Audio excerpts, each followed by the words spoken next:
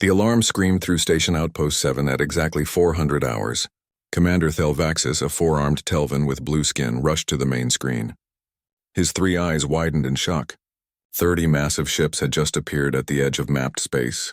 They were huge, covered in dark metal, and looked nothing like any vessel in the Galactic database. "Try all standard channels," Thelvaxis ordered his team. "Every language we have." For 3 days, the mysterious fleet ignored every message. They just sat there in space, silent and waiting. The Galactic Council sent more ships to watch them. Everyone was nervous. Finally, on the 4th day, a response came through. The voice spoke in crackling, strange human words that sounded old and rough. "This is Captain Tay of the Colony Fleet New Dawn. We are human. We are coming home." The council chambers erupted in chaos. New Dawn was a legend, a ghost story. The colony ship had vanished 800 years ago during humanity's first attempts to spread to the stars. Everyone assumed the ship and its 50,000 colonists were dead. But here they were, somehow alive and asking permission to enter council space. Council diplomat Vreental volunteered to meet them. She was a tall, graceful being with silver skin and a reputation for patience. She took a small shuttle to the largest of the 30 ships. The vessel was enormous up close, its hull covered in scars that looked like claw marks. Strange weapons jutted from every surface. The airlock opened with a hiss. 3 humans stood waiting. The leader was a tall woman with black hair pulled tight against her skull. Her eyes were dark and hard, constantly moving, scanning everything like she expected an attack at any moment. She wore clothes that seemed to be half uniform, half armor. "I am Captain Tay," the woman said in that same rough accent. "This is Chief Engineer Wu and Military Liaison Yuna." Vreental tried to smile in the human way. "Welcome back. The Council is very happy to find you alive. We have many questions about where you have been." "I'm sure you do," Tay replied. Her hand never moved far from a weapon on her belt. "We have questions too, like why your borders have no real defenses, why your ships carry almost no weapons. What kind of galaxy did we return to?" The meeting did not go well. The Council wanted the fleet to follow standard protocols. All ships entering Council space had to power down heavy weapons. It was the law meant to keep peace. Tay refused immediately. "We don't disarm," she said, her voice cold and flat. "Not ever. Not anymore."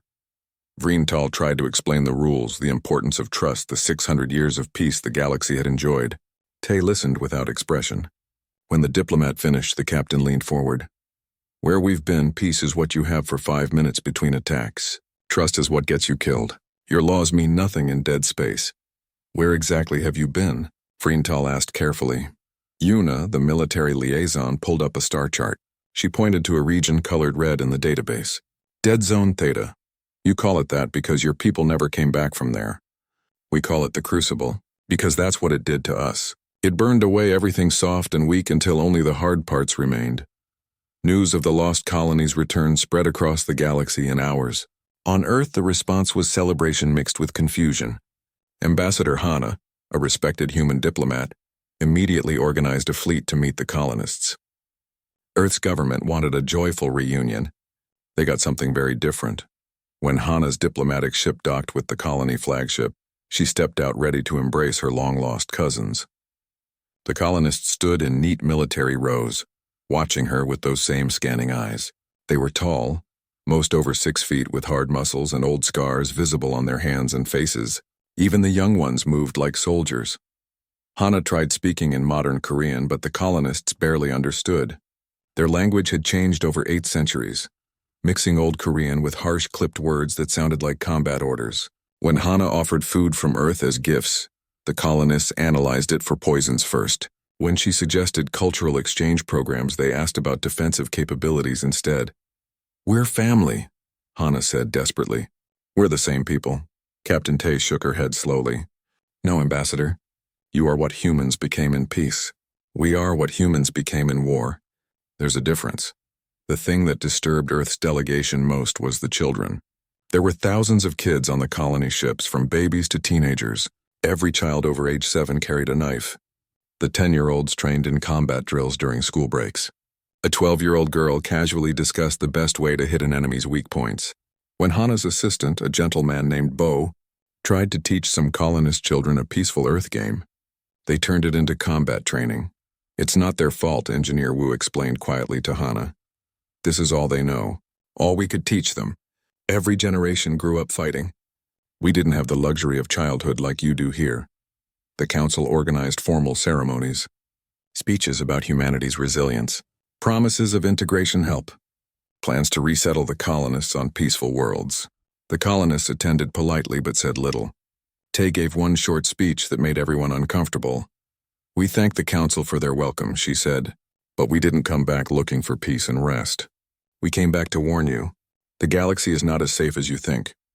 The things in dark space don't care about your laws or your peace treaties. They're coming, and you're not ready. Most council members dismissed her words as trauma and paranoia. 600 years of peace had made them confident. The galaxy was civilized now. There were no serious threats. The human colonists were just damaged people seeing monsters that didn't exist. Then the sensors picked up something new. A swarm of organic ships emerged from the same trajectory the colony fleet had used. They moved wrong, like living things rather than machines. There were hundreds of them, each one pulsing with sick biological light. They ignored all hailing signals and moved straight toward the nearest inhabited system. On the colony flagship, alarms blared. The colonists moved with practice speed, every person running to battle stations like they'd done it 1,000 times before. Admiral Jin, the fleet's military commander, turned to the council observers on the bridge. They followed us, Jin said calmly, like he'd expected this all along. The swarm always follows. They tracked us through dead space and now they've found your soft, peaceful systems.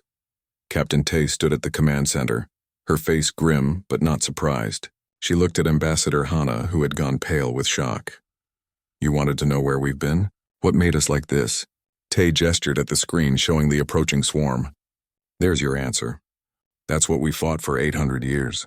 That's why we don't put down our weapons. That's why our children train for war. The peaceful galaxy was about to meet the nightmare that had haunted the colony for 30 generations, and as the swarm drew closer, one thing became terribly clear. The soft, civilized species of the council had no idea how to fight something that couldn't be reasoned with, negotiated with, or stopped by anything except pure, brutal force. The colonists had tried to warn them. Now it was too late. The swarm was here. Captain Tay sat alone in her quarters watching old recordings. The screen showed images from 800 years ago, when the colony ship New Dawn was still new and hopeful. Young families smiled at the camera. Children played in clean corridors. Everyone looked forward to building a peaceful new world among the stars. The recording flickered and changed. Now it showed the moment everything went wrong. The wormhole had appeared without warning. New Dawn's sensors screamed alerts, but there was no time to avoid it. The ship was pulled through space, twisted and thrown across impossible distances. When they finally stopped, the navigation system showed nothing familiar. Every star was wrong. They were lost, thousands of light years from any known space. The first few months were spent trying to find a way home. Chief Navigator Day worked 20-hour days searching for any reference point. Nothing matched. They were in completely unexplored space. The crew voted to find a planet and establish a colony, while they figured out how to get back. It seemed like a reasonable plan at the time. They found a world with breathable air and water, not paradise but livable. They called it Fortress Prime, though they didn't know why the name felt right yet. The 50,000 colonists began building their new home. Farms, schools, housing, everything a colony needed. For 3 months, life almost felt normal. Then the swarm found them. They came at night. Organic ships that looked like they'd been grown rather than built. They didn't send messages or warnings. They just attacked. The colony's small defensive ships tried to fight back, but they were exploration vessels, not warships. The swarm tore through them like paper. The aliens landed on Fortress Prime. They weren't like anything in Earth's databases. They moved as one, like insects in a hive. They consumed everything organic they found. Plants, animals, and humans all the same. The colonists who got caught were dissolved alive, absorbed into the swarm's biomass. Day, the chief strategist, made the hardest call of his life. He ordered the colony to abandon the settlements and retreat into the mountains. They lost 10,000 people in that first attack. 1/5 of their population gone in a single night. The survivors huddled in caves, shocked and broken. Some wanted to surrender. Others talked about mass suicide rather than face the swarm again. A teacher named Sora stood up during the darkest moment. Our ancestors survived Japanese occupation. Korean War, and every hardship history threw at them, she said, her voice shaking but firm. We are Korean. We endure, we survive. We will not die here. Those words became the colony's new philosophy. They couldn't run. They couldn't negotiate. They could only fight and adapt. The war began in earnest. The colonists learned that the swarm always came back. Every few months, a new wave would arrive trying to finish consuming the planet. Engineer Wu designed weapons from salvaged ship parts. Farmers became soldiers. Teachers taught combat alongside reading. Everyone over age 12 carried a weapon at all times. The children born after the swarm's arrival never knew peace. A boy named Kang grew up in bunkers learning to shoot before he learned to write. He was 8 years old when he killed his first swarm creature. It had gotten into the shelter during an attack. Kang grabbed a mining tool and fought it, saving 3 younger children. He threw up afterward, crying. But he'd survived. By the time Kang was 20, he'd fought in 37 battles. He was hard and fast and very good at killing. When scientist Nari proposed her enhancement program, Kang volunteered immediately. Nari had made a terrible discovery. The swarm's biology could be adapted, used to improve human bodies, faster reflexes, stronger muscles, better healing. It was dangerous and completely unethical by Earth standards. But Earth wasn't here and the colonists were dying. I'll be the first, Kang said. If it kills me, at least you'll learn something. If it works, I can protect more people. The procedure nearly did kill him. For 3 days, Kang lay in fever, his body fighting the foreign biological material. Nari thought she'd made a terrible mistake. But on the 4th day, Kang woke up. He was different, faster, stronger. His wounds from previous battles began healing before their eyes. How do you feel? Nari asked nervously. Kang moved his hand, testing the new speed. Like I can finally fight back properly. He became the first Reaper, the name given to enhanced soldiers. Others volunteered. Not everyone survived the procedure. Those who did became the colony's elite fighters, capable of facing swarm creatures in direct combat. The colony evolved quickly. Every aspect of life became about survival. Sora tried to preserve human culture, teaching music and poetry and history, but even art changed. Songs became about battles. Poetry described tactical formations. The traditional Korean practice of taekwondo became military combat training starting at age 4. I'm sorry, Sora told the children in her class. I'm sorry we can't give you normal childhoods. I'm sorry you have to learn to hurt and kill, but I'm not sorry we're teaching you to survive. Generations passed. The colony grew despite the losses. As families had more children to replace the fallen, they pushed back against the swarm, claiming system after system in the dead zone. Every planet they took became another fortress. They learned to use swarm technology against its creators. They became experts at biological warfare, at adapting alien weapons, at surviving impossible odds. Admiral Jin was born 200 years into the war. She never knew Earth, only knew stories of a peaceful homeworld that seemed like fantasy. Her mother was a Reaper. Her father died holding a defensive line so civilians could evacuate. Jin grew up assuming she would die young in battle like everyone else. Don't you want peace? A young recruit once asked her. Jin had to think about it. Peace was an abstract concept like air on a vacuum world.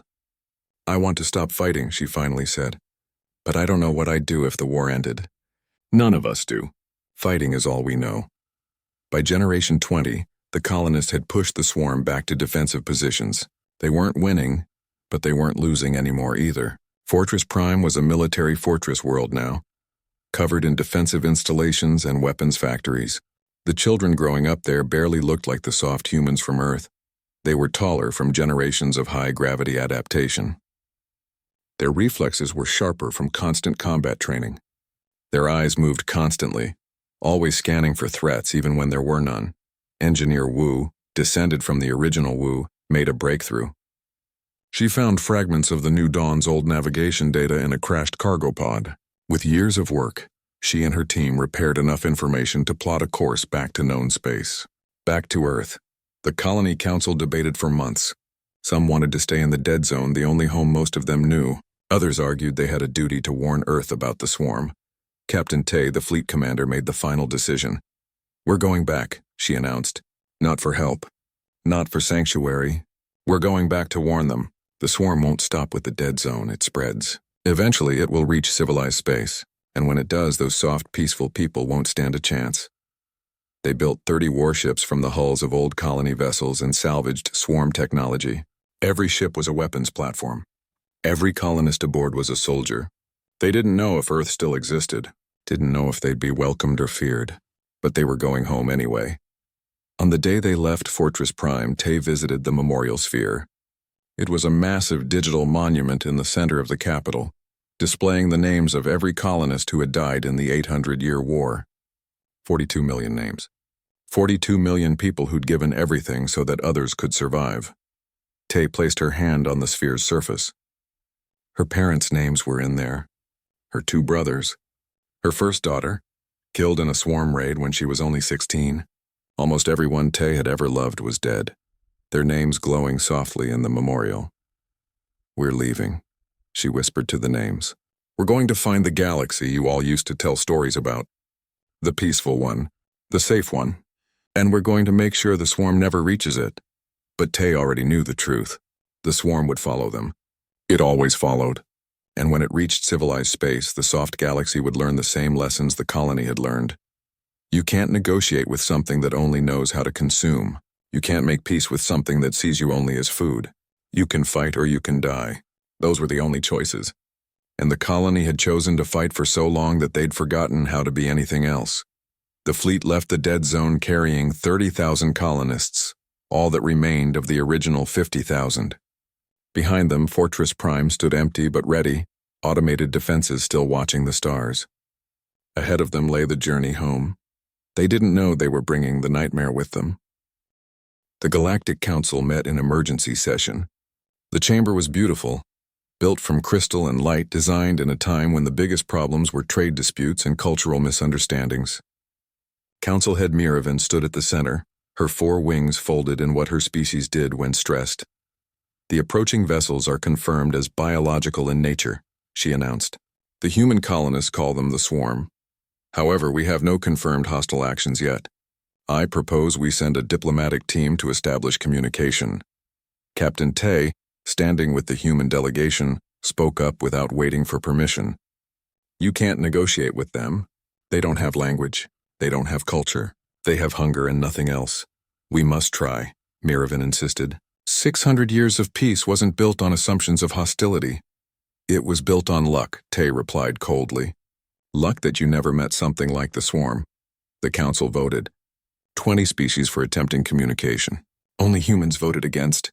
The diplomatic ship launched toward the swarm formation, broadcasting peace messages in every known language.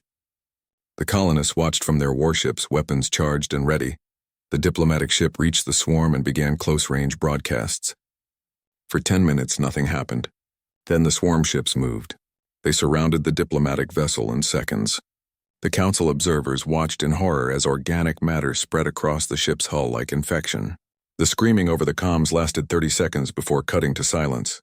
The swarm consumed the entire ship, breaking it down to base materials. Then the formation turned and accelerated toward the nearest inhabited system, the world Telvan, home to 2 million peaceful beings who hadn't known war in 4 centuries. The council peacekeeping fleet rushed to defend Telvan. 15 ships arrived in orbit just as the swarm did. Commander Jex, a veteran of peacekeeping missions, had broken up riots and stopped smugglers. He'd never actually fought a war. None of them had. "This is Peacekeeper Command to unknown vessels," Jex broadcast. "You are ordered to withdraw immediately.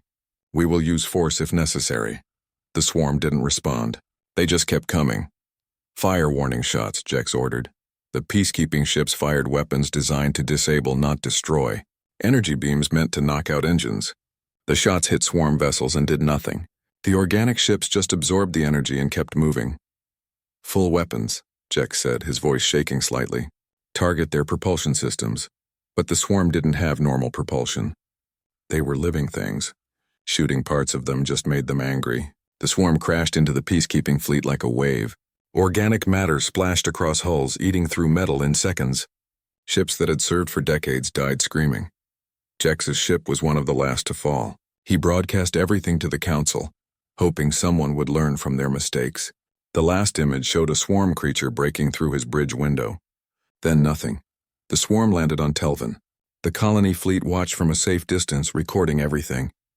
Ambassador Hana stood on the bridge of the colony flagship, tears running down her face as she watched the feeds from the surface. The swarm moved through cities like locusts. They consumed everything organic: people, plants, animals, even wood and cloth. The Telvan tried to fight with police weapons and civilian tools. It didn't matter. The swarm was too fast, too many, and completely unstoppable by anything the peaceful species had. In 6 hours, it was over. 1.8 million dead. The survivors, those who'd gotten to escape ships, fled into space. They sent desperate messages begging for help, asking why no one had warned them, screaming that the council had failed them. "We tried to warn you," Tay said quietly. She wasn't gloating. She looked tired and sad. "This is what we lived with for 800 years. This is every day for us. Now you understand." On Earth, the news caused panic. Earth's military was designed for exploration and light defense. General Sung gathered his commanders and showed them footage from Telvan. The room was silent for a long time after the video ended. "How many soldiers do we have who've seen actual combat?" Sung asked. "Maybe 1,000, Colonel Hyun replied. "Peacekeeping missions, pirate actions. Nothing like this." "How many do the colonists have?" "Every single one of them. Even their children." Ambassador Hana returned to Earth with Captain Tay. They met with Earth's government in a chamber that had never discussed war, only peace and prosperity. Tay stood before them, still wearing her armor, still carrying weapons that Earth regulations said weren't allowed in government buildings. "Here's the situation," Tay said bluntly. "The swarm followed us. They'll spread through this region of space, consuming every organic world they find. Your militaries aren't ready. Your people don't know how to fight. You have maybe 3 months before they reach a human world. Probably less." "What do you propose?" asked President Minho. "Let us defend you. My fleet, my soldiers, my tactics. We've been fighting the swarm for 30 generations. We know how to kill them." "At what cost?" a council member named Rena demanded. She was a peace advocate who'd spent her career promoting demilitarization. "You want us to become like you? Turn our children into soldiers?" "I want you to survive," Tay replied. "What you become in the process, that's your choice. But I've seen what happens to peaceful worlds when the swarm arrives. I watched Telvan die. I can show you recordings of 24 other planets in the dead zone that tried to stay peaceful. They all died the same way. Earth's government debated for days while the swarm spread. They argued about sovereignty and independence and whether the colonists could be trusted. Meanwhile, outer colonies started sending panicked messages about strange organic ships appearing at their borders. A mining colony called Last Hope sent its last transmission 6 days after the Telvan massacre. The swarm had found them. The miners fought with industrial equipment trying to defend themselves. It wasn't enough. 3,000 dead. The vote happened in Earth's parliament. It was close. Peace advocates argued that accepting military help from the colonists would change Earth forever, turn it into a warrior culture. Military realists argued that Earth couldn't defend itself alone. The vote passed by a single vote. Earth would accept the colony fleet's protection. Tay met with Earth's military commanders. She showed them tactical data, combat footage, everything the colonists had learned. Colonel Hyun watched a video of a Reaper fighting 3 swarm creatures at once, moving faster than seemed human. "Are all your soldiers like that?" Hyun asked. "The enhanced ones, yes. Regular colonists are just very well trained." "How do we fight them?" "The swarm, I mean. Fire, lots of it. They're organic, so they burn. Explosive decompression works. Cutting them apart works if you hit the right spots. But mostly, you need to be willing to sacrifice yourself if necessary. The swarm doesn't fear death. You can't afford to either." Hyun looked at the young officers around him. They were good people, smart and well-trained for peacetime. "I don't know if we can teach that in 3 months. You'll have to." "Because they're coming." The swarm hit a council agricultural world 3 days later. This time the colony fleet was ready. 30 warships dropped out of hyperspace between the swarm and the planet. Admiral Jin commanded the defense. "All weapons free," she broadcast. "Burn them all." The battle was brutal. The colony ships carried weapons the Council had never seen. Biological warfare agents designed specifically for the swarm. Thermal weapons that created temperatures hot enough to melt metal. Kinetic cannons that ripped through organic matter. The swarm fought back hard. They adapted quickly, changing their approach when they learned the humans' tactics. But the colonists had fought this war for 800 years. They knew every trick the swarm had. Admiral Jin's flagship took damage, organic matter spreading across its hull. She vented the affected sections to space, burning them clean. Her crew worked with practiced efficiency, every person knowing exactly what to do. They'd trained for this their entire lives. When the battle ended, the swarm formation was destroyed. The agricultural world was saved. Only 12 million people lived there, and they were all alive because of the colonists. But Earth's observers on the colony ships were shaken. "You lost 3 ships," Colonel Hyun said to Admiral Jin. 800 crew. "Yes. You don't seem bothered." Jin looked at him with those hard, tired eyes. "We lost 800 today. In 800 years, we lost 42 million. This was a light day. Do you understand now? This is our normal. This is what we live with. Every day, every battle. Your people aren't ready for this. But ready or not, the galaxy had no choice. The swarm was spreading fast. More ships appeared every week. The Council's military was broken. Earth's forces were untested. Only the colonists knew how to fight. Captain Tay stood on Earth's moon looking at the planet below. It was beautiful, green and blue, covered in cities that had never been bombed. Children down there still played normal games. People worried about jobs and relationships, not survival. "It's going to change," Ambassador Hana said, standing beside her. "Yes," Tay agreed. "War changes everything. They'll learn. They'll adapt, just like we did. Will they become like you?" Tay was quiet for a moment. "I hope not. I hope they find a way to stay human while fighting monsters. We couldn't manage that. Maybe they can." The training facility was built in 3 weeks. It had been a peaceful park before, where families came to relax. Now it was an obstacle course filled with pain and fear. 2,000 Earth soldiers stood in formation, waiting for their new instructors. Kang walked out to face them. He was 40 years old but looked younger thanks to the Reaper enhancements. Scars covered his arms and face. He stopped in front of the formation and studied them with cold eyes. "You're soft," he said simply. "Soft bodies, soft minds, soft hearts. The swarm will tear through you like paper. We have 6 weeks to fix that. Most of you won't make it." Earth Officer Leah raised her hand. She was a veteran of peacekeeping missions, respected by her troops. "Sir, with respect, we've all completed advanced combat training." "We're not inexperienced," Kang looked at her. "You've completed games, simulations, rules, and safety protocols. I'm going to teach you war. Real war where the only rule is survive." He gestured to the course behind him. "Everyone runs this full gear. Those who fall behind get left behind. That's lesson 1. In real combat, no one waits for stragglers. The run was brutal. The course included obstacles designed to hurt. Walls too high to climb without help. Pits filled with cold water. Wire sections that cut if you touched them wrong. The Earth soldiers struggled. They were fit, but not like this.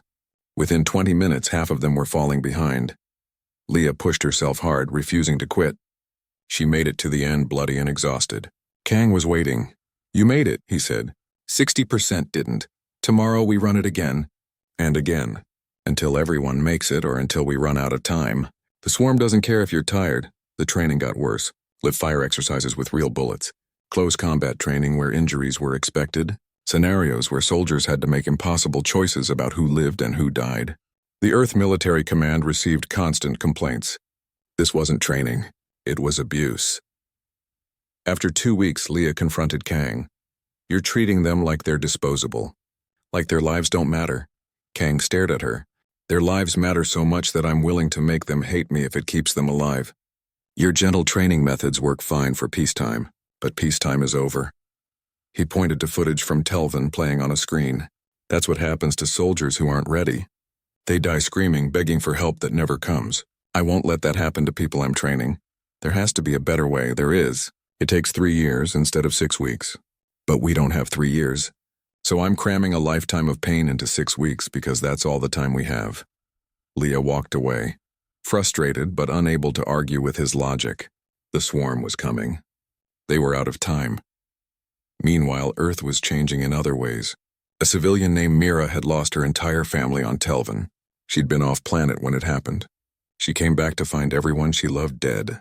Now she stood outside a medical facility reading a sign. "Volunteer for the Reaper Enhancement Program." The doctor tried to talk her out of it. "The procedure is dangerous. 30% don't survive. Even if you do, you'll never be the same. I'm already not the same, Mira replied.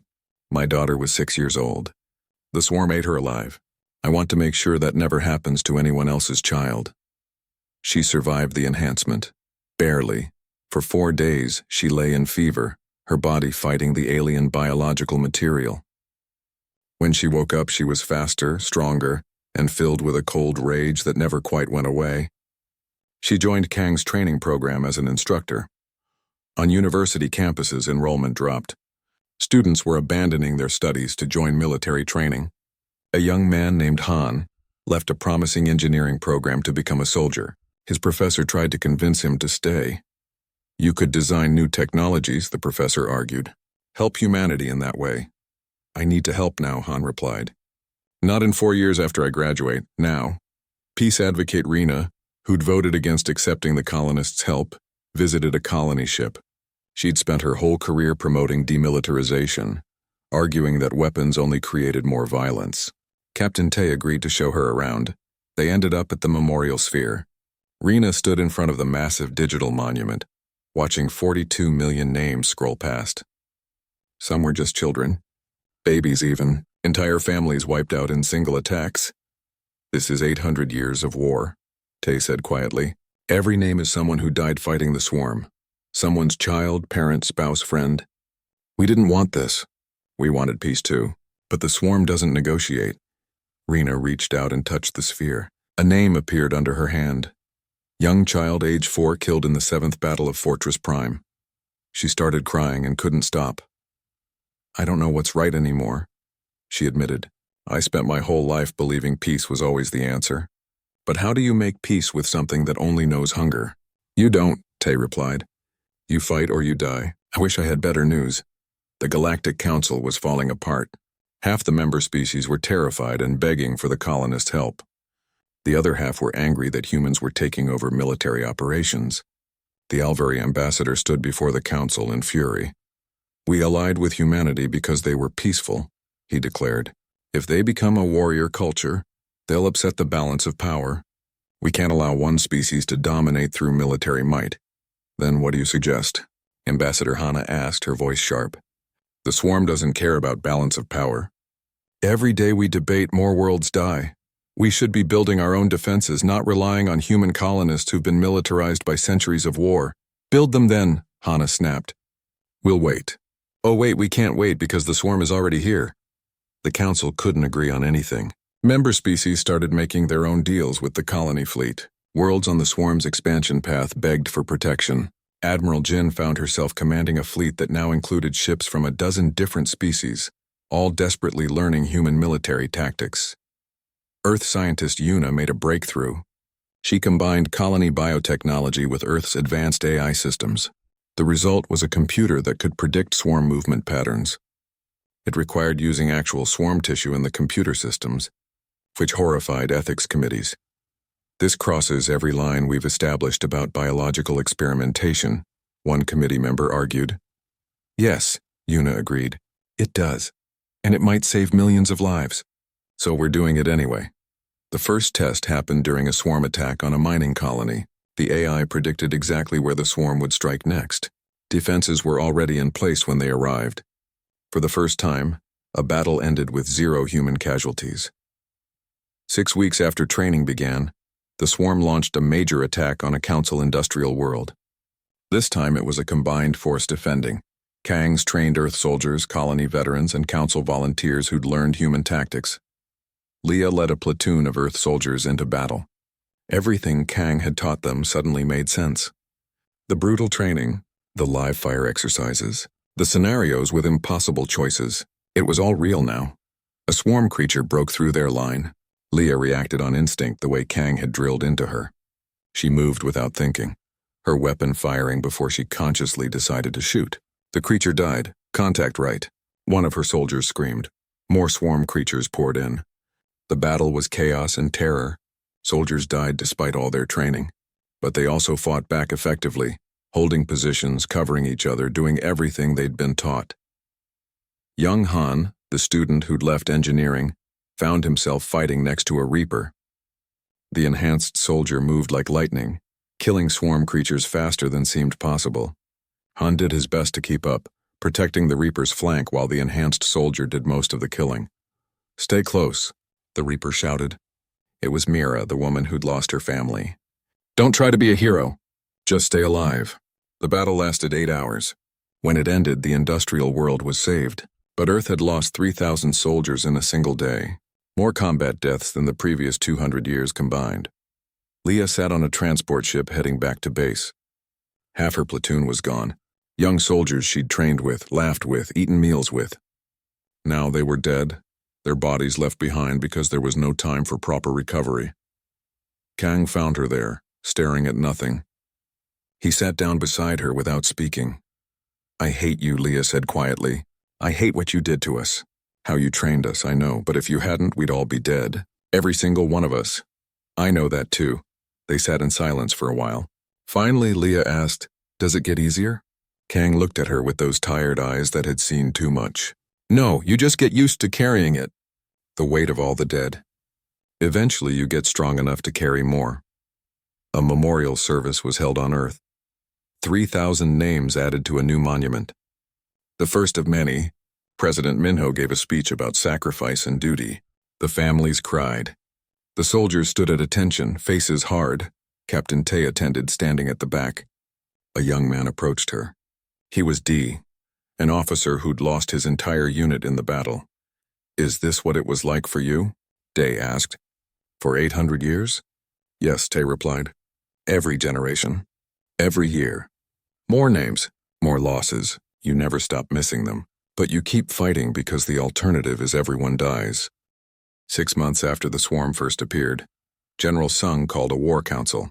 Representatives from Earth, the colonies, and what remained of the Galactic Council gathered around a tactical display. The map showed swarm territory spreading like infection across dozens of systems. "We can't keep defending forever," Sung announced. "Every battle costs us ships and lives. Eventually we'll run out of both. I propose a counteroffensive. We track the swarm back to its source and destroy it there." The council representatives erupted in protest. A Telvan survivor, one of the few left from that species, stood up shaking. "You're talking about genocide. About exterminating an entire species." "I'm talking about survival," Sung replied coldly. "The swarm doesn't negotiate. It doesn't retreat. It consumes everything in its path. If we don't stop it at the source, it will eventually consume the entire galaxy." Captain Tay stepped forward. "The swarm's core breeding grounds are in the dead zone. We know where they are. We fought them there for 800 years. The question isn't whether we can reach them. The question is whether you have the stomach to do what needs to be done."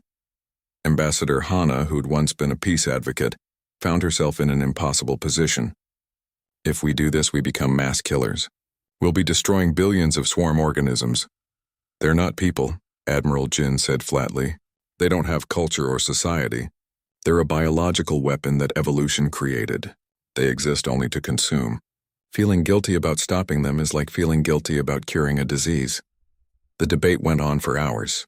In the end, the vote passed. A combined fleet would push into the dead zone and destroy the swarm's breeding grounds. It would be the largest military operation in galactic history. The fleet assembled over Earth. 300 ships, colony warships, Earth carriers, and Council volunteers. 30,000 soldiers, including Reapers, trained Earth forces, and alien volunteers who'd lost their worlds to the swarm. Officer Leia, now promoted after the Industrial World battle, led a company of Earth soldiers. Young Han was there too, no longer a frightened student but a hard-eyed veteran. Mira the Reaper sharpened her weapons, preparing for the biggest fight of her life. The fleet jumped into the dead zone. The journey took 3 weeks, moving through space that had seen 800 years of war. They passed dead worlds, their surfaces stripped of all organic life. Wreckage from ancient battles floated in the void. This was the colony's home territory, the place that had made them hard. Engineer Wu, now 70 years old, returned to Fortress Prime for the first time in 30 years. She walked through the capital city, seeing the buildings she'd helped design, the schools where children learned war instead of peace, the memorial parks honoring the dead. "I used to play here," she told Hana, standing in what had been a park, before the swarm came. "It was beautiful then. Green grass, flowers, real trees. Now it's a bunker entrance. The fleet pushed deeper. Swarm resistance increased. They weren't fighting small raids anymore. These were massed formations, thousands of organic ships working together. The battles were brutal. Ships died on both sides, but the fleet kept pushing forward. Scientist Yuna's AI predicted swarm movements with 90% accuracy. Combined forces learned to fight as one unit. Earth soldiers and colony veterans supported each other. Even council species who'd never held weapons before learned to fight effectively. Then they found it. The swarm's home system. The star system contained 6 planets, all transformed into breeding grounds. The surfaces writhed with organic matter. Billions of swarm organisms in various stages of development. This was where it all came from. The source of the plague that had killed millions. Captain Tay stood on her flagship's bridge, staring at the display. If we destroy this, we break the swarm's ability to reproduce. They'll be scattered, manageable. It will save countless lives. It will also kill everything in that system, Hana said quietly. Everything. Yes, the moral weight settled over everyone. This wasn't defense anymore. This was a choice to exterminate. Even the colony veterans who'd fought for generations felt it. Kang stood in the armory, loading weapons for a battle that might define what humanity became. Do you think we're doing the right thing? A young soldier asked him. Kang paused. I think we're doing the necessary thing. Whether it's right, that's for people smarter than me to figure out. The swarm didn't wait for them to decide. A massive defensive force emerged from the planets. Thousands of ships, larger than any the fleet had seen before. These were old ones. Ancient swarm vessels that had lived for centuries. All forces engage, Admiral Jin ordered. This is what we came for. The battle was hell. The swarm fought with desperate intensity, protecting their home system. They threw everything at the fleet. Colony warships burned. Earth carriers took massive damage. Council ships that had survived previous battles were torn apart. Kang led a boarding team onto a swarm vessel, fighting through corridors of living tissue. Mira the Reaper was with him, her enhanced body moving at impossible speeds. They cleared the ship and set nuclear charges throughout its structure. 30 seconds to detonation, Kang said into comms. Everyone get clear. They didn't all make it. 6 soldiers were too slow. Kang heard them screaming over the radio as the charges went off. He forced himself to keep moving. There would be time for grief later. Maybe. On another front, Leah's company defended a damaged cruiser while engineers made repairs. Wave after wave of swarm creatures attacked. Her soldiers held the line, buying time with their lives. Han died there, shot through the chest while covering a retreat. He was 22 years old. The battle lasted 14 hours. When the immediate swarm force was destroyed, the fleet faced its final choice. 6 planets covered in billions of living organisms. The weapons were ready. One order would end it. General Sung stood on the command deck, his hand hovering over the control. If we don't do this, everything we've lost means nothing. The swarm will rebuild and we'll be back here in 50 years. Or our children will. If we do this, we become monsters, Hana argued. We cross a line we can never uncross. We became monsters the day we had to choose between survival and morality, Tay said quietly. That choice was made for us 800 years ago. Now we just have to live with it. Sung gave the order. The weapons fired, biological warfare agents, thermal bombs, kinetic strikes. The 6 planets burned. The swarm organisms died in the billions. Their organic matter consumed by engineered viruses that the colonists had spent centuries perfecting. It took hours for the planets to die completely. The fleet watched in silence. They'd won, but the victory tasted like ashes. Kang stood in a viewing port, watching one of the planets burn. Beside him, Mira cried silently. They'd lost friends in the battle. Leah had lost half her company. Thousands of soldiers would never go home. We did what we had to, Kang said, not sure if he believed it. The swarm wasn't completely destroyed. Scattered groups remained throughout the galaxy, isolated and manageable, but the main threat was broken. The breeding grounds were gone. The species that had terrorized the dead zone for centuries was reduced to remnants. The fleet returned to Earth 3 months later. What was left of it? They'd lost 90 ships and 15,000 soldiers, young people who'd joined to defend their homes, veterans who'd fought their entire lives, all dead, their bodies left in the dead zone because there was no way to bring them all home. Earth held a memorial service. 15,000 names added to the growing monument. President Minho tried to give a speech about victory and sacrifice, but his voice broke. How did you celebrate winning when so many had died? Captain Tay retired after the battle. She was 56 years old and had fought for 40 years. She took a shuttle to the moon and sat alone looking at Earth. The planet looked different now.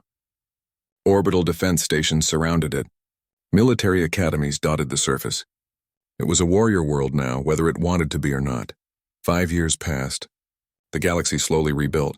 The swarm remnants were hunted down and contained. New defenses were established. Military service became mandatory on most human worlds. Children grew up learning combat basics in school. The colony fleet was decommissioned. Its ships integrated into a unified human defense force. The 30,000 colonists who'd returned home spread throughout human space, teaching their hard lessons to a generation that would rather have never learned them. Tay visited the memorial sphere one last time. It had been moved to Earth, placed in a museum dedicated to the Swarm War. 42 million names from the colony's 800-year struggle, 15,000 from the counteroffensive, tens of thousands more from the defensive battles. Ambassador Hana found her there. Hana looked older now, tired. She'd become the Council's military coordinator, a job she'd never wanted. Do you think we did the right thing? She asked. Destroying the breeding grounds? Tay thought about it for a long time. I think we did the only thing we could do. Whether that makes it right, I don't know. I don't think anyone knows. The galaxy has peace again, but it's not the same kind of peace. No, Tay agreed. This peace is built on strength, on the willingness to fight when necessary. The old peace was built on luck and the absence of real threats. We can't go back to that. Was it worth it? Everything you gave up. Everything the colony lost.